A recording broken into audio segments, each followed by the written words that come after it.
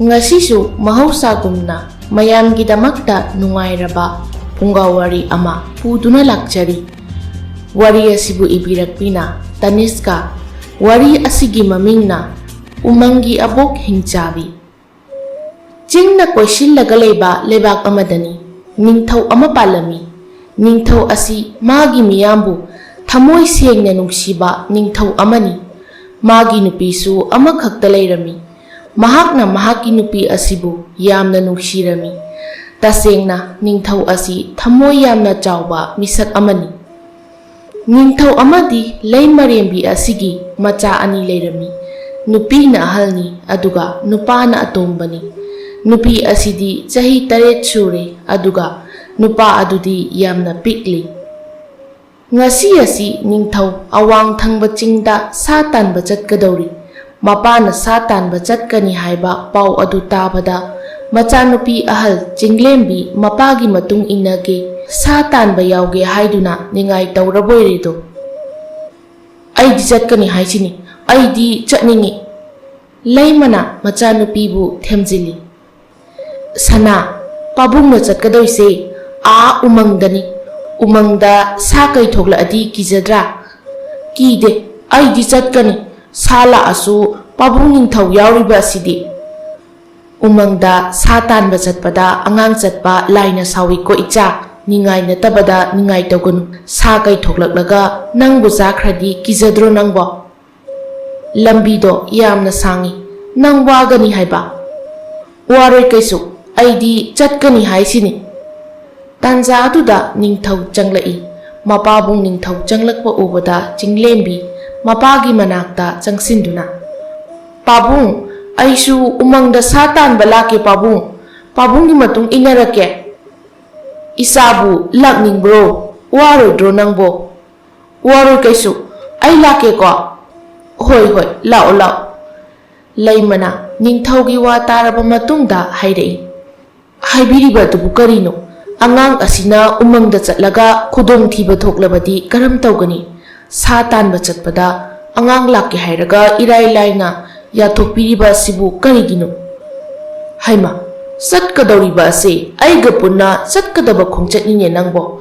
Kari tawbagi khudong thibano. Aikhoigi lam adu khaktada leiraga loire. Henjinba yadaba mafamda henjindraga loiredana. Isana suk chatningliba sibu karigi puroidawribano.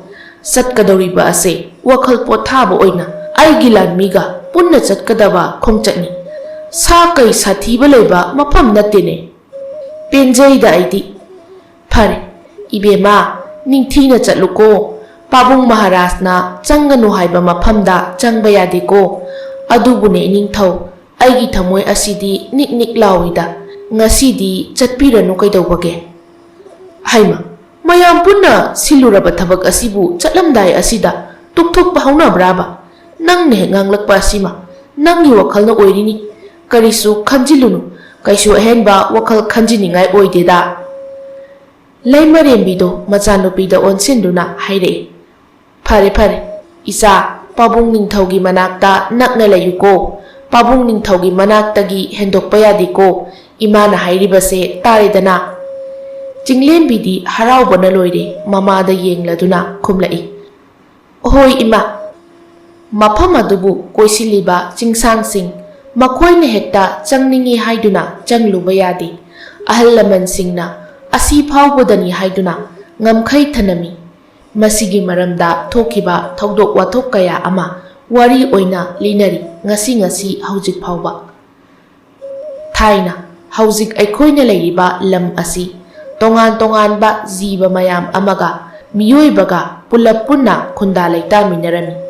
Thaina lai haktaki warini matam maduda atopa jiba singdi aikhoigi pitribi asigi ahomba lakpa matamda matamgi ising nungsitka sanaraktabadagi sikhiba kaya ama yaure.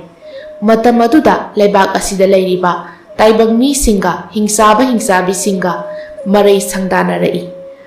Maram haibabu puksel pikpa karam saunarakpa aigi haiba khuraba wakhalon ama leiraktuna nangi haiba saruk ama khaidoknarakpadaginido.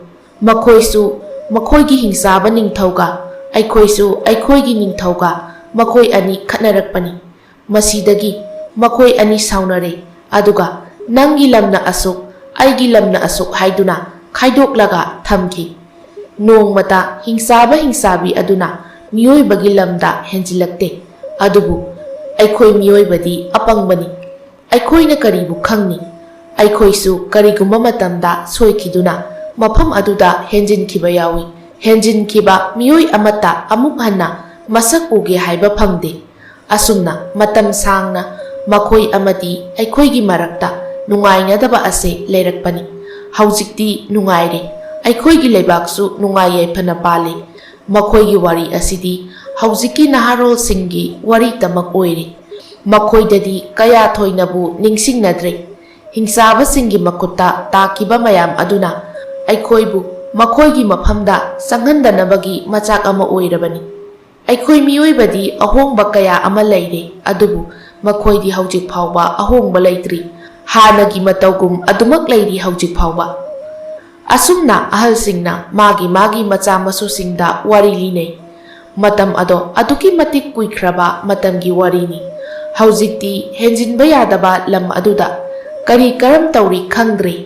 ꯃꯇꯝ ꯀꯨꯏꯔꯦ ꯄꯨꯟꯁꯤ ꯁꯥꯡꯕ ꯄꯥꯝꯕꯅ ꯀꯅꯥ ꯑꯃꯠꯇꯅ ꯃꯐꯝ ꯑꯗꯨꯗ ꯀꯔꯝ ꯇꯧꯔꯤ ꯍꯥꯏꯅ ꯀꯅꯥ ꯑꯃꯠꯇꯅꯁꯨ ꯌꯦꯡꯅꯈꯤꯗ꯭ꯔꯦ꯫ ꯑꯁꯨꯝ ꯇꯧꯅ ꯅꯤꯡꯊꯧ ꯃꯅꯥꯏ ꯑꯃ ꯑꯅꯤꯒ ꯃꯆꯥꯅꯨꯄꯤ ꯆꯤꯡꯂꯦꯝꯕꯤꯒ ꯂꯣꯏꯅꯅ ꯁꯥ ꯇꯥꯟꯕ ꯂꯥꯛꯏ꯫ ꯆꯤꯡꯂꯦꯝꯕꯤꯗꯤ ꯑꯀꯤꯕ ꯑꯃꯠꯇ ꯐꯥꯎꯗꯦ꯫ ꯑꯁꯨꯝꯅ ꯎꯃꯪꯗ ꯁꯥ ꯇꯥꯟꯕ ꯂꯥꯛꯄ ꯑꯗꯣ ꯃꯍꯥꯛꯇꯤ ꯌꯥꯝꯅ ꯍꯔꯥꯎꯔꯤ꯫ ꯑꯁꯨꯝꯅ ꯁꯥ ꯑꯃ ꯑꯅꯤ ꯇꯥꯜꯂꯕ ꯃꯇꯨꯡꯗ ꯃꯈꯣꯏ ꯋꯥꯔꯗꯨꯅ ꯃꯐꯝ ꯑꯃꯗ ꯐꯝꯂꯒ ꯉꯥꯏꯍꯥꯛ ꯄꯣꯊꯥꯗꯨꯅ ꯂꯩꯔꯤ꯫ ꯌꯨꯝꯗꯒꯤ ꯄꯨꯔꯛꯄ ꯆꯥꯅ ꯊꯛꯅꯕ ꯃꯌꯥꯝ ꯑꯗꯣ ꯄꯨꯊꯣꯛꯇꯨꯅ ꯆꯥꯔꯗꯨꯅ ꯂꯩꯔꯤ꯫ ꯆꯤꯡꯂꯦꯝꯕꯤꯁꯨ ꯆꯥꯔꯤ꯫ ꯇꯥꯟꯖꯥꯗꯨꯗ ꯃꯅꯥꯛ ꯅꯛꯄꯗ ꯀꯔꯤꯒꯨꯝꯕ ꯑꯃ ꯂꯦꯡꯕꯒꯨꯝꯅ ꯇꯧꯔꯛꯏ꯫ ꯃꯈꯣꯏꯅ ꯍꯥꯏꯐꯦꯠ ꯌꯦꯡꯊꯣꯛꯂꯨꯕ ꯃꯇꯝꯗꯗꯤ ꯁꯥ ꯑꯃꯅ ꯂꯩꯔꯤꯕ ꯑꯗꯨ ꯎꯔꯦ꯫ ꯅꯤꯡꯊꯧꯅꯁꯨ ꯃꯗꯨ ꯎꯔꯗꯨꯅ ꯃꯥꯒꯤ ꯇꯦꯟ ꯑꯗꯣ ꯄꯥꯏꯈꯠꯇꯨꯅ ꯀꯥꯞꯄꯤ ꯑꯗꯨꯕꯨ ꯄꯥꯜꯍꯧꯗ꯭ꯔꯦ꯫ ꯑꯗꯨꯝꯅ ꯇꯧꯕ ꯑꯗꯨꯗ ꯁꯥ ꯑꯗꯨꯗꯤ ꯀꯟꯅ ꯈꯣꯡꯂꯝꯂꯒ ꯆꯦꯟꯈ꯭ꯔꯦ꯫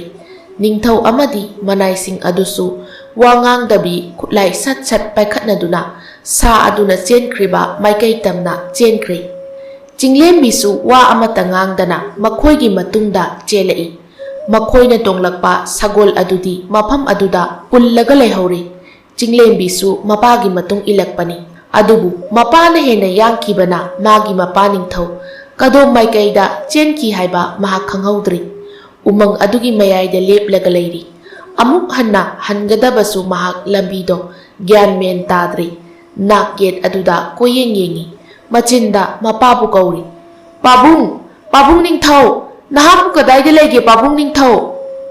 ꯑꯁꯤ ꯍꯥꯏꯔꯒ ꯅꯥꯛ ꯌꯦꯠꯇ ꯌꯦꯡꯕ ꯂꯦꯞꯇꯦ꯫ ꯍꯟꯖꯤꯟ ꯍꯟꯖꯤन ꯀꯧꯏ꯫ ꯑꯉꯥꯡ ꯑꯗꯣ ꯀꯞꯄꯁꯨ ꯇꯧꯗꯦ꯫ ꯃꯄꯥꯕꯨ ꯀꯧꯅ ꯀꯧꯅ ꯃꯥꯏꯀꯩ ꯈꯪꯗꯕ ꯑꯃꯔꯣꯝꯗ ꯃꯈꯣꯡ ꯑꯗꯣ ꯊꯥꯡꯗꯨꯅ ꯑꯁꯨꯝ ꯆꯪꯁꯤꯟꯈ꯭ꯔꯦ꯫ ꯁꯣꯝꯗꯅ ꯅꯤꯡꯊꯧ ꯑꯃꯗꯤ ꯃꯅꯥꯏꯁꯤꯡꯅ ꯃꯈꯣꯏꯅ ꯇꯥꯟꯅꯔꯨꯔꯤꯕ ꯁꯥ ꯑꯗꯨ ꯐꯥꯔꯤ꯫ ꯈꯔꯗꯤ ꯑꯗꯨꯛ ꯂꯥꯞꯅ ꯆꯠꯂꯨꯔꯦ꯫ ꯃꯈꯣꯏꯅ ꯃꯐꯝ ꯑꯗꯨ ꯍꯜꯂꯛꯄ ꯃꯇꯝꯗꯗꯤ ꯆꯤꯡꯂꯦꯝꯕꯤꯗꯤ ꯂꯩꯔꯝꯗ꯭ꯔꯦ꯫ ꯁꯒꯣꯜ ꯈꯛꯇ ꯂꯩꯔꯝꯃꯤ꯫ ꯑꯗꯨ ꯎꯕꯗ ꯅꯤꯡꯊꯧꯗꯤ ꯂꯋꯥꯏ ꯂꯨꯇꯣꯟ ꯆꯞ ꯌꯨꯡꯏ꯫ ꯃꯍꯥꯛꯅ ꯈꯜꯂꯨꯕꯗꯤ ꯃꯐꯝ ꯑꯗꯨꯗ ꯑꯁꯨꯝ ꯂꯩꯔꯝꯒꯅꯤ ꯍꯥꯏꯅ ꯈꯜꯂꯨꯕꯅꯤ꯫ ꯄꯥꯈꯠꯅ ꯃꯆꯥꯅꯨꯄꯤꯕꯨ ꯀꯧꯏ꯫ ꯏꯕꯦꯝꯃ, ꯏꯕꯦꯝꯃ ꯂꯦꯝꯕꯤ, ꯏꯕꯦꯝꯃ, ꯏꯄꯥꯒꯤ ꯏꯕꯦꯝꯃ! ꯑꯁꯤ ꯍꯥꯏꯔꯒ ꯀꯣꯏꯊꯤ ꯀꯣꯏꯊꯤ ꯊꯤꯕ ꯍꯧꯔꯛꯏ꯫ ꯃꯍꯥꯛꯀꯤ ꯂꯥꯟꯃꯤ ꯑꯅꯤꯗꯨꯁꯨ ꯃꯖꯥꯏꯕꯦꯝꯃ ꯍꯥꯏꯅ ꯀꯧꯗꯨꯅ ꯀꯣꯏꯊꯤ ꯊꯤꯔꯛꯏ꯫ ꯑꯗꯨꯕꯨ ꯈꯨꯝꯂꯛꯇ꯭ꯔꯦ꯫ ꯃꯈꯣꯏꯁꯨ ꯃꯐꯝ ꯑꯗꯨꯋꯥꯏꯗ ꯀꯣꯏꯅ ꯆꯠꯇꯨꯅ ꯊꯤꯔꯤ꯫ ꯑꯗꯨꯕꯨ ꯐꯪꯗ꯭ꯔꯦ꯫ ꯅꯤꯡꯊꯧꯗꯤ ꯄꯥꯈꯠꯄꯅ ꯂꯣꯏꯔꯦ꯫ ꯏꯕꯦꯝꯃ, ꯏꯆꯥꯕꯨ ꯀꯗꯥꯏꯗ ꯂꯩꯒꯦꯅꯦ? ꯏꯄꯥꯒꯤ ꯏꯕꯦꯝꯃ ꯂꯦꯝꯕꯤ, ꯏꯆꯥ ꯂꯦꯝꯕꯤ, ꯀꯗꯥꯏꯗꯅꯣ ꯅꯍꯥꯛꯅ ꯂꯩꯔꯤꯕꯕꯣ? ꯏꯄꯥꯅ ꯀꯧꯕꯁꯦ ꯇꯥꯔꯕꯗꯤ ꯑꯃꯨꯛꯇꯗꯤ ꯈꯨꯝꯂꯛꯎꯒꯕ꯫ ꯃꯈꯣꯏꯁꯨ ꯁꯒꯣꯜ ꯇꯣꯡꯈꯠꯂꯗꯨꯅ ꯀꯣꯏꯊꯤ ꯊꯤꯔꯤ꯫ ꯑꯁꯣꯝꯗ ꯆꯤꯡꯂꯦꯝꯕꯤꯗꯤ ꯂꯝꯕꯤ ꯈꯪꯕ ꯅꯠꯇꯦ꯫ ꯃꯄꯥ ꯅꯤꯡꯊꯧꯗꯣ ꯀꯧꯗꯨꯅ ꯂꯥꯛꯂꯤꯕ ꯑꯗꯣ ꯐꯅ ꯌꯥꯝꯅ ꯀꯨꯏꯔꯦ꯫ ꯂꯝꯕꯤ ꯈꯪꯗꯕꯅ ꯍꯦꯟꯖꯤꯟꯒꯅꯨ ꯍꯥꯏꯕ ꯃꯐꯝ ꯍꯦꯟꯖꯤꯜꯂꯨꯔꯦ꯫ ꯐꯅ ꯌꯥꯝꯅ ꯃꯅꯨꯡ ꯆꯪꯁꯤꯟꯅ ꯃꯈꯣꯡꯅ ꯆꯪꯁꯤꯜꯂꯨꯔꯦ꯫ ꯑꯗꯨ ꯐꯥꯎꯕ ꯑꯉꯥꯡꯗꯣ ꯃꯄꯥꯕꯨ ꯀꯧꯕ ꯂꯦꯞꯇꯦ꯫ ꯄꯥꯕꯨꯡ, ꯄꯥꯕꯨꯡ ꯅꯤꯡꯊꯧ, ꯅꯍꯥꯛꯄꯨ ꯀꯗꯥꯏꯗ ꯂꯩꯒꯦ? ꯄꯥꯕꯨꯡ ꯅꯤꯡꯊꯧ, ꯅꯍꯥꯛꯄꯨ ꯀꯗꯥꯏꯗ ꯂꯩꯒꯦ? ꯑꯉꯥꯡ ꯑꯗꯣ ꯀꯤꯕ ꯐꯥꯎꯔꯛꯂꯤ꯫ ꯀꯞꯂꯤ ꯀꯞꯂꯤ ꯇꯧꯔꯛꯂꯤ꯫ ꯊꯥꯡꯂꯤꯕ ꯈꯣꯡꯊꯥꯡ ꯑꯗꯨꯁꯨ ꯑꯗꯨꯛꯀꯤ ꯃꯇꯤꯛ ꯀꯤꯅ ꯊꯥꯡꯈ꯭ꯔꯤ꯫ Mahakna adumna leiringai nakalgi una ado nungsit chituna hek lenglai. Jinglembi koramba ado chap lepi lenglakliba maikai adumda yengi. Mana adumna yenglingai matunglomdagi amuk sangangbagi khonjel tarai. Akiba khonjel aduda jinglembi kibana masado thak thak nii. Tanja adudadi ure u amaki marumdagi mamit langba amana maya higatlaga mabu yengduna leiriba ado. Jinglembi mihun haigat kiduna kanna lawi. Mana adumna lawringai una marakta leiramba lamhui adusu thoklakle. Aduga ukhongda lumlaga leiramba lamhui adusu thoklakle. Jinglembi kibana loire masa ado thak thak nii. Makhong thangba thoktre wa ngangba phawba amata thoktre. Mabuk ningdana mapabungbu kanna kauri. Asumna tawringai lamhui amana mahak tamna khongladuna chongsilai. Jinglembi manakong ado menchinduna ima haina kanna lauraga phamthakre. Adubu lamhui aduna chongkhatlingai karigumba machin tumba pochak ama pairaktuna lamhui ado mabuk mapa chap chana yungkre. Khudakta lamhui adugi thawai laukre. Yamna thuna masam sangbi yamna naha oiribi nupi ama thoklai. Nupi ado hek ubaga atopa leihoriba lamhui adusu mahak tamna chongsinki. Adubu kuide nupi naha aduna lamhui adubu mahakna pairiba machin tumba aduna mabuk phawna lengkre. Ngasaidagi jinglembidi manakong adu mensillaga leiribani. Nupi ado lamhui adu hek hatpa loibaga hingsabana ngangbagi khonjel amuk tarai. Nupi ado thuna chensinduna jinglembibu makhut namana machin mensillaga makhut namana pamliba angang adubu sukon konsillaga maikai amaromda paikre. Mahakna paikiba ikui kuidana mafam aduda hingsaba ama ani laklaga angawbagi matawgum ngangli. Tung amuk yeng nakal ama amuk yeng oi amuk yet amuk yeng. Angawba sahing saba mahakna sahing chaningbagi thiribani. Minam adusu makhatana khongullifam khongullifam phangkidabana angawbagi matawgum koyeng yenglibani. Makhoinasu lamhui halamliba adubu ure. Taibang mi manam nammi khalluba asidi makhoina laklaga sasing asibu hatuk lamba oirabako. Is chaida laina na thokiba pende da thamoise khangani mathang amu miyoiba ama hek ubaga khudakta mikup ani phadana aina soidana hatkani. Asi hairaga maikai adugi akoibada koina yengi. Matam adudadi makhoina namlamba migi manam adusu namkidre. Adubu makhoina akoiba aduda taibang mi leibra haina koithi thiri. Somdana ningthau na machanupi thiriba ado numit tasilakle. Ningthau pakhatpana mamittagi mapi phawba tarabani. Numit tasilakle. Makhoi khara khaktana thiba ado mapung phadre khanduna amadi asum mamsilakpa aduna maram oiraga ningthau amadi manai amaga punna umang aduda leihori. Aduga atopa miyoi aduna konungda pau piba laklami. Konungda changlakpada leimagi manai achanbi aduna thongjau adugi manakta leptuna nupa adubu munna yengladuna hairei. Ibungo ai leimana ningthau halakrabra machaibi mahalakrabra yengoso haidana thoklakpani. Karigino nangna nathan khaktada konungda halaklibadi. Haujik numit taraba kansida iningthau amadi majaibi manina kadaida lehauba. Ine wari se aibu kari kamdauna inye da tamlasige. Tammuni tasine. Ine haujik thintaduna leiba matam nate. Hekta tamjaragi. Sumdaubani iningthau yauna aikhoi mayam asa thaksa duna potharingai sa ama ubadagi sa adubu tanaba satpani. Aikhoidi machaibe ma ado mafam aduda adum leihawi khanbani. Adubu aikhoina sa adubu pharuraba matung halakpa matamdadi mafam aduda machaibe ma leiramdri. Ngasai makhai thibani phangdre. Numit tasilakpa aduda aibu konungda pau piruso aduga lanmi mayam ama puduna machaibe mabu thinabagidamak purau haiduna iningthaugi yathang matung ina lakjabani.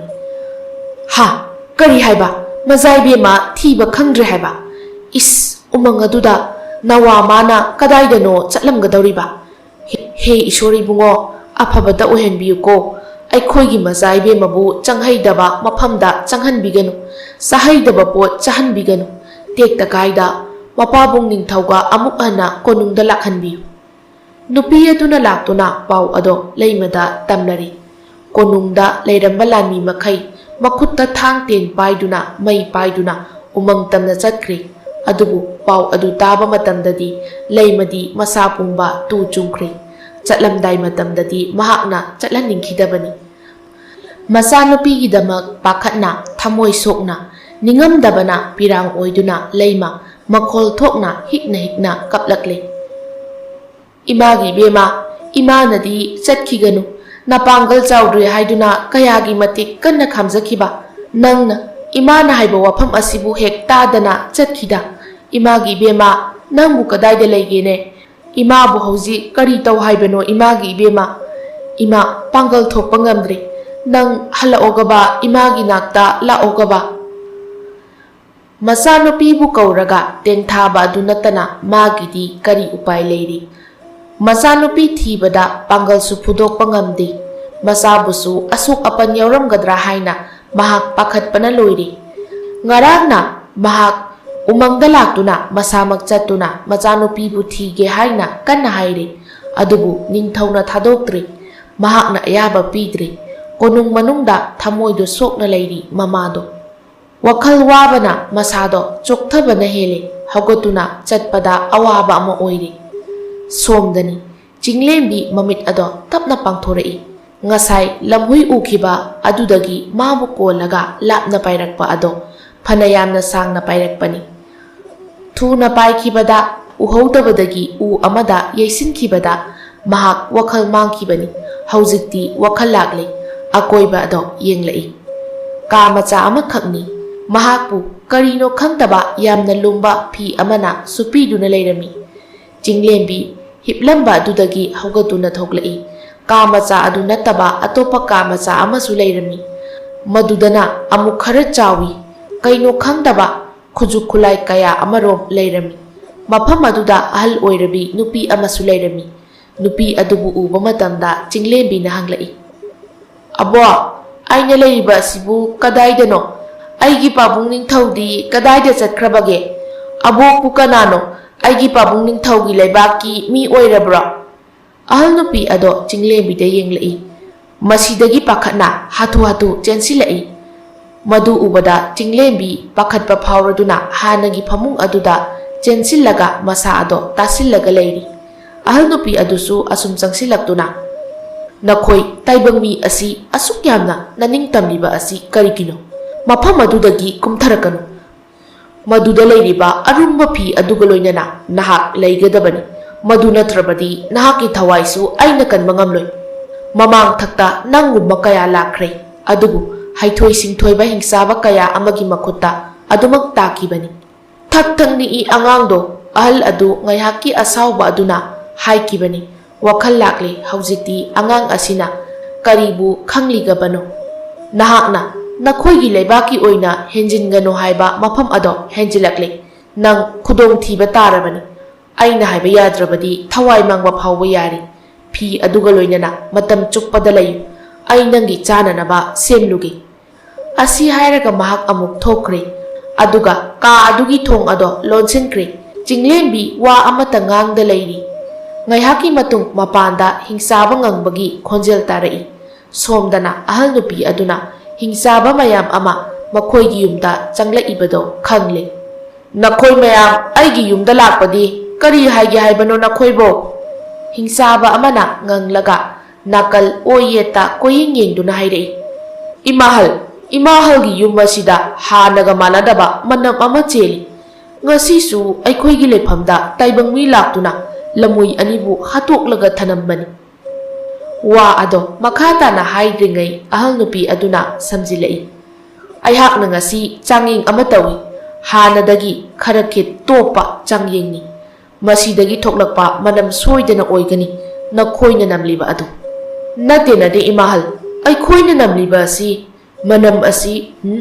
manam asi hairaga phaklang manakta asum changsinki somdasu chinglembi hingsabana ngangbagi khonjel ado asum tabana masa khara hena pakhana leiri somdasu ahal nupi aduna hairei haujikpu kari ehenba manam lakadawribanu karigumba aswongba amata leitraba mafam asida kanasu laklaroi ꯀꯔꯤꯁꯨ ꯑꯍꯣꯡꯕ ꯂꯩꯔꯔꯣꯏ꯫ ꯀꯗꯥꯏꯗꯒꯤ ꯇꯥꯏꯕꯪ ꯃꯤꯅ ꯍꯦꯟꯖꯤꯜꯂꯛꯀꯗꯕꯁꯨ ꯃꯐꯝ ꯑꯃꯗ ꯃꯉꯥꯏ꯫ ꯑꯁꯨꯛ ꯌꯥꯝꯅ ꯃꯅꯨꯡ ꯆꯪꯁꯤꯟꯕ ꯃꯐꯝ ꯑꯁꯤꯗ ꯇꯥꯏꯕꯪ ꯃꯤꯅ ꯍꯦꯟꯖꯤꯜꯂꯛꯄ ꯉꯝꯕ ꯅꯠꯇꯦꯅꯦ꯫ ꯌꯥꯔꯒꯗꯤ ꯅꯈꯣꯏ ꯆꯠꯈ꯭ꯔꯣ꯫ ꯑꯩꯒꯤ ꯊꯕꯛ ꯑꯁꯦ ꯃꯈꯥ ꯁꯝꯊꯕ ꯉꯝꯗ꯭ꯔꯦ꯫ ꯐꯔꯦ, ꯑꯗꯨ ꯑꯣꯏꯔꯕꯗꯤ ꯏꯃꯥꯍꯜ, ꯏꯃꯥꯍꯜ, ꯇꯥꯏꯕꯪ ꯃꯤ ꯑꯃ ꯍꯦꯛ ꯎꯕꯒ ꯑꯩꯈꯣꯏꯗ ꯄꯥꯎ ꯄꯤꯕꯤꯔꯛꯎ꯫ ꯑꯩꯅ ꯁꯨꯡꯁꯣꯏ ꯁꯣꯏꯗꯅ ꯄꯤꯔꯛꯀꯦ꯫ ꯍꯧꯖꯤꯛꯀꯤ ꯑꯣꯏꯅꯗꯤ ꯅꯈꯣꯏ ꯆꯠꯈ꯭ꯔꯣ꯫ ꯃꯍꯥꯛꯅ ꯑꯁꯨꯝꯅ ꯍꯥꯏꯕꯗꯒꯤ ꯍꯤꯡꯆꯥꯕꯁꯤꯡ ꯑꯗꯣ ꯂꯣꯏꯅ ꯆꯠꯈ꯭ꯔꯦ꯫ ꯍꯤꯡꯆꯥꯕꯁꯤꯡ ꯑꯗꯨꯅ ꯆꯠꯈꯤꯕ ꯐꯅ ꯀꯨꯏꯔꯕ ꯃꯇꯨꯡ ꯐꯥꯎꯕ ꯑꯍꯜ ꯅꯨꯄꯤ ꯑꯗꯣ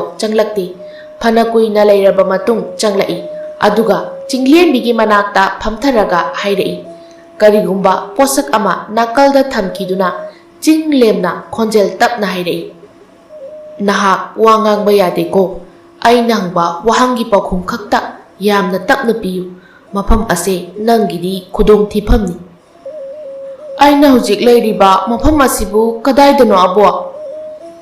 ꯅꯪꯅ ꯍꯧꯖꯤꯛ ꯂꯩꯔꯤꯕ ꯑꯁꯦ ꯑꯍꯜ ꯂꯃꯟꯅ ꯍꯦꯟꯖꯤꯟꯕ ꯌꯥꯗꯦ ꯍꯥꯏꯕ ꯃꯐꯝ ꯑꯗꯨꯗ ꯅꯪꯅ ꯍꯦꯟꯖꯤꯜꯂꯛꯄꯗꯒꯤ ꯑꯩꯅ ꯅꯍꯥꯛꯄꯨ ꯃꯐꯝ ꯑꯁꯤꯗ ꯄꯨꯔꯛꯄꯅꯤ꯫ ꯅꯠꯇ꯭ꯔꯕꯗꯤ ꯑꯇꯣꯞꯄ ꯍꯤꯡꯆꯥꯕꯁꯤꯡꯅ ꯊꯦꯡꯅꯔꯕꯗꯤ ꯅꯪ ꯊꯋꯥꯏ ꯁꯣꯏꯗꯅ ꯃꯥꯡꯒꯅꯤ꯫ ꯍꯤꯡꯆꯥꯕꯁꯤꯡ ꯑꯁꯤꯗꯤ ꯃꯅꯝ ꯂꯧꯕꯒꯤ ꯆꯥꯡ ꯌꯥꯝꯅ ꯋꯥꯡꯅ ꯂꯧꯏ꯫ ꯅꯈꯣꯏ ꯃꯤꯑꯣꯏꯕ ꯑꯁꯤꯅ ꯃꯁꯥ ꯃꯊꯟꯇ ꯂꯩꯕ ꯃꯇꯝꯗ ꯊꯥꯗꯣꯛꯄ ꯃꯅꯝ ꯑꯗꯣ ꯍꯤꯡꯆꯥꯕꯁꯤꯡꯅ ꯂꯣꯏꯅ ꯈꯪꯕ ꯉꯝꯃꯤ꯫ ꯃꯔꯝ ꯑꯁꯤꯅ ꯅꯪꯅ ꯂꯩꯕ ꯃꯇꯝꯗ ꯑꯩꯒꯤ ꯐꯤ ꯑꯁꯤꯒ ꯂꯣꯏꯅꯅ ꯂꯩꯒꯗꯕꯅꯤ꯫ ꯑꯗꯨꯒ ꯅꯪꯅ ꯂꯩꯔꯤꯕ ꯃꯐꯝ ꯑꯁꯦ ꯑꯔꯣꯟꯕ ꯃꯐꯝꯅꯤ꯫ ꯀꯅꯥ ꯑꯃꯠꯇꯅ ꯑꯁꯤꯒꯨꯝꯕ ꯀꯥ ꯑꯃ ꯂꯩ ꯍꯥꯏꯕ ꯈꯪꯗꯕꯅꯤ꯫ ꯅꯍꯥꯛꯅ ꯂꯩꯔꯤꯕꯁꯦ ꯍꯤꯡꯆꯥꯕ ꯃꯌꯥꯝꯗꯒꯤ ꯂꯣꯠꯂꯒ ꯂꯩꯔꯤꯕꯅꯤ꯫ ꯆꯦꯛꯁꯤꯜꯂꯗ꯭ꯔꯥ ꯅꯍꯥꯛꯄꯨ?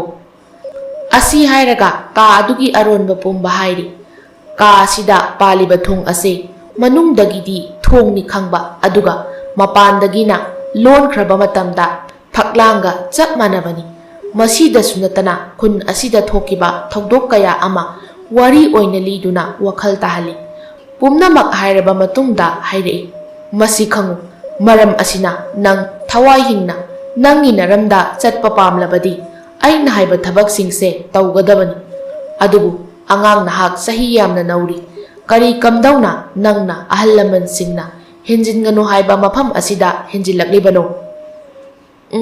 ꯑꯩꯗꯤ ꯀꯔꯤꯁꯨ ꯈꯪꯗꯦ꯫ ꯑꯩꯒꯤ ꯃꯤꯡ ꯆꯤꯡꯂꯦꯝꯕꯤ ꯀꯧꯏ꯫ ꯏꯄꯥꯅꯤꯡꯊꯧꯒꯤ ꯃꯇꯨꯡ ꯏꯟꯗꯨꯅ ꯁꯥ ꯇꯥꯟꯕ ꯂꯥꯛꯄꯗ ꯄꯥꯕꯨꯡꯒꯤ ꯂꯩꯐꯝ ꯈꯪꯗꯕꯅꯤ꯫ ꯑꯩꯅ ꯄꯥꯕꯨꯡꯕꯨ ꯀꯧꯔꯒ ꯑꯁꯨꯝ ꯊꯤꯔꯛꯄꯗ ꯎꯃꯪꯒꯤ ꯁꯥꯅ ꯑꯩꯕꯨ ꯆꯥꯅꯕ ꯇꯧꯔꯛꯄꯅꯤ꯫ ꯑꯗꯨꯕꯨ ꯑꯕꯣꯛ, ꯑꯩꯅ ꯉꯁꯥꯏ ꯎꯈꯤꯕ ꯅꯨꯄꯤ ꯑꯗꯨꯗꯤ ꯌꯥꯝꯅ ꯅꯍꯥ ꯑꯣꯏꯔꯤꯕꯤ ꯅꯨꯄꯤ ꯑꯃ ꯑꯣꯏꯔꯤ꯫ ꯃꯁꯛꯁꯨ ꯌꯥꯝꯅ ꯐꯖꯩ꯫ ꯂꯥꯏꯒꯤ ꯃꯆꯥꯕꯨ ꯃꯥꯜꯂꯦ ꯑꯩꯗꯤ꯫ ꯑꯍꯜ ꯑꯗꯨ ꯅꯣꯛꯂꯒ ꯅꯍꯥ ꯅꯨꯄꯤ ꯑꯃ ꯑꯣꯟꯊꯣꯔꯛꯏ꯫ ꯃꯗꯨ ꯎꯕꯗ ꯆꯤꯡꯂꯦꯝꯕꯤꯗꯤ ꯉꯛꯄ ꯑꯃ ꯌꯥꯎꯔꯤ꯫ ꯌꯦꯡꯕꯁꯨ ꯌꯥꯝꯅ ꯅꯨꯡꯉꯥꯏꯔꯝꯃꯤ꯫ ꯌꯥꯝꯅ ꯉꯛꯅ ꯍꯪꯉꯤ꯫ ꯑꯗꯨꯗꯤ ꯀꯝꯗꯧꯅ ꯑꯣꯜꯂꯤꯕꯅꯣ ꯑꯕꯣꯛ?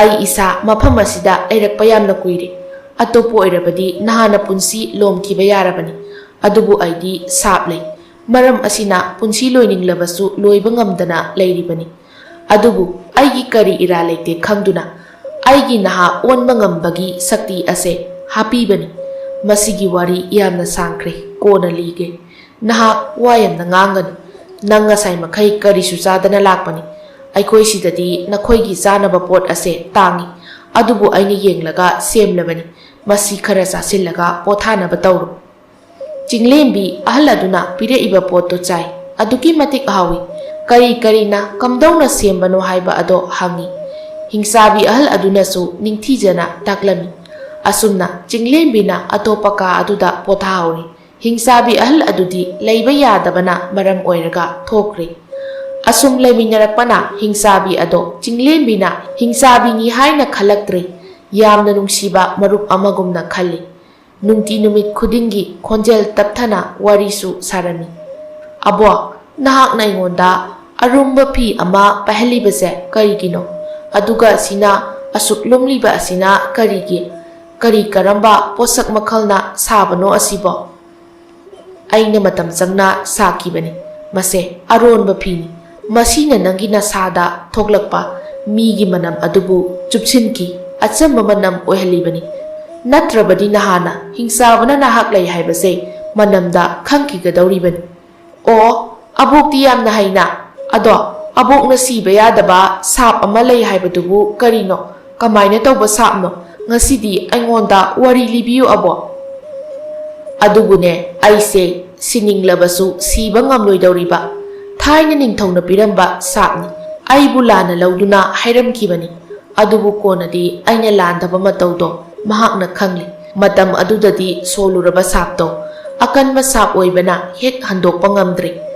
Maram asina makhoina wa ama hairami. Aigi bor ama konana pirami.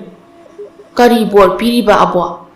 Punsigi khwaidagi waba ka hena waba mikupta kham thengna waraba mikup aduda ingna chikna taibang thadokpu oyu haiduna bor ama piramki. Adubu ngasi phawba awaba leiriba mayam asina aina siba yadabagi awaba ado leitrabara khangdri. Aigine asumna hingbadi pamdri. Kamaina tauba warino yamna sanggadaba male. Tanja aduda kaurai ahal nupi aduna makhol khara tapthana hairami. Nahak wa machet amata ngangba yade ko wakhal tabro aina piriba phajub ase supchillaga leiram. Hingsabi ado aruba wafam khara sinaramlaga thokre. Mapaldagi su hauna kausilai. Hingsabi ado mapalda thoklai. Yamna chaw sangba hingsaba ama leptuna leirami. Imahal karigumba wafam amata hangjage. Kari leire ibunga imungda changsira sida dum haigera. Sida sum hairasu yaida. Handak lamui ani hatuklaga thanamba adugi matangda aikhoi mayam pullaga wa ama khanagadawri. Imahalsu ngaihak laktuna saruk yabi khunbungda pungadabani. Ima khoidi handak marakse satpa khotpa kaya thoina tawdrabanine. Adubu mayamgi punna tawba thabakni laktaba yabro. Ai soidana lakani. Soidana lakbiro imahal. Adudi aikhoi amuk yaukrage. Somda sukam dauri ningthau ado machanupi thiba yaba thire phangdre. Konadi amaiba kauduna yengma matamda hairei. Sanghaidaba mafamda changkhre lanhaidaba mafam lankre. Adubu haujik phawba thawai midi leiri. Asina haibadi Rajkumari Chinglembi ngasi phawba hingle haibani. Adubu karamna changlaga karamna di kangani. Ningthau ado wadu tari. Oiningbo oisanu. Isa nupidi kandaba yade. Asumna khudakta yathang ama tawthai. Haujikmak khujuk khulai loisilu. Sagol lanmi sem saro. Thillanu haujikmak sem saro. Ningthaugi yathang hiktokpa yade khudakta lan changnaba mawongda sem sai. Ningthau thinthaduna lainingdre. Mikup ani panthada machagi khongul lirakli. Umanglomda lakli. Lansinganu haiba mafam ado lansinkre. Somdasu hingsabi mayamduna pulap pullaga khanari. Handak umangi sasing halamba ase miyuiba zati natana atopa kana amatana oiru. Makhoina aikhoigi henjinba yade haina thamliba mafam asida henjilaklaga aikhoigi iral soklamba aikhoibu phongna singnabani. Maram asina makhoina asum tawbagi makhoida karigumba khara khanghandaba yaro. Aikhoisu yade haiba ama uttaba yaroidawri. Asumna miyoiba zatina laklaga makhoigi sa soklamba makhoibu kidana thawoi usitana amuk maramna chatkibani haiduna wakhal lana lawkhre. Hairiba wafam ado yare haibagi matawgum makhoi mayamdo hau langnarei. Somdasu amaiba aduga tawduna Rajkumari na chakkiba maikai yengduna khongul lirei. Phana manung yauna changsilakli. Hingsabi mayam adusu masa masagi khulai sem saduna leiri. Abuk hingsabi adusu mayamgi maraktagi lithauba yadre. Masu ahal amani. Yaningdabagi wafam ama phongdokloba yaro. Mahak mathanata tongana tarani. Mafam aduda leiriba hingsabi khangde hingsaba khangde langi sem sarabani. Ahingi matam yauksilakle Rajkumari adugi khongulirakpa matamda abuk hingsabi adugi yum yauksilakle. Manai anina mang thana ningthaudo abuk hingsabi yum aduda changlai. Somda abuk hingsabi ado saum ama phanglai. Hingsaba amana su hairei. Miyuibagi manamnami. Mini. Leiriba mayam adusu mini haina koilaw lawrai. Somdasu ningthau aduna thiba phangdri. Ningthau pukning nautharaduna machabu kaurai. Ipagi bema Chinglembi nahakpu kadaida leibagene.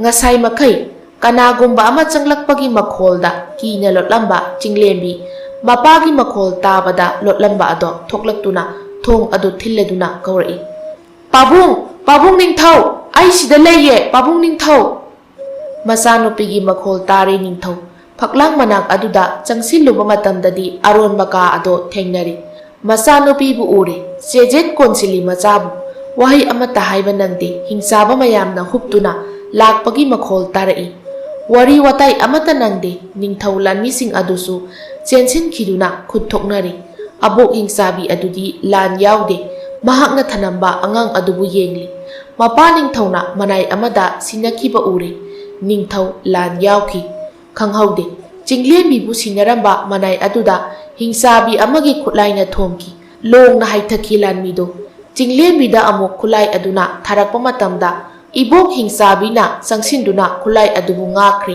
ꯑꯉꯥꯡ ꯑꯗꯨꯕꯨ ꯀꯟꯈ꯭ꯔꯦ꯫ ꯃꯁꯥ ꯄꯨꯝꯕꯅ ꯑꯉꯥꯡ ꯑꯗꯨꯕꯨ ꯀꯣꯏꯁꯤꯟꯕꯤ꯫ ꯁꯣꯛꯅꯔꯤꯕ ꯂꯥꯟ ꯑꯗꯨꯗ ꯁꯣꯛꯍꯟꯅꯤꯡꯗꯕꯅ ꯃꯐꯝ ꯑꯗꯨꯗꯒꯤ ꯈꯖꯤꯛ ꯑꯃꯨꯛ ꯂꯥꯞꯊꯣꯛꯅꯕ ꯍꯣꯠꯅꯔꯛꯏ꯫ ꯅꯤꯡꯊꯧꯅ ꯍꯤꯡꯆꯥꯕꯤ ꯑꯃꯅ ꯄꯨꯊꯣꯛꯇꯨꯅ ꯆꯠꯈꯤꯅꯕ ꯍꯣꯠꯅꯔꯤꯕ ꯑꯗꯨ ꯎꯔꯦ꯫ ꯃꯆꯥꯕꯨ ꯀꯟꯅꯤꯡꯕꯅ ꯃꯥꯏ ꯂꯩꯊꯣꯔꯛꯏ꯫ ꯇꯨꯡꯗꯒꯤ ꯇꯦꯟꯖꯩ ꯑꯅꯤ ꯂꯧꯊꯣꯛꯇꯨꯅ ꯀꯥꯞꯂꯛꯏ꯫ ꯍꯤꯡꯆꯥꯕꯤ ꯑꯗꯨꯒꯤ ꯅꯪꯒꯜꯗ ꯌꯨꯡꯁꯤꯟꯈ꯭ꯔꯦ꯫ ꯀꯤꯕꯅ ꯆꯤꯡꯂꯦꯝꯕꯤ ꯑꯗꯣ ꯀꯟꯅ ꯂꯥꯎꯏ꯫ ꯍꯤꯡꯆꯥꯕꯤ ꯑꯗꯣ ꯋꯥꯔꯛꯂꯤ꯫ ꯑꯇꯩꯒꯤ ꯅꯠꯇꯦ, ꯖꯥꯇꯤ ꯑꯅꯤꯁꯤꯒꯤ ꯇꯨꯡꯒꯤ ꯑꯁꯥ ꯎꯗꯅ ꯀꯝꯗꯧꯅ ꯂꯥꯟ ꯂꯦꯞꯍꯟꯒꯅꯤ?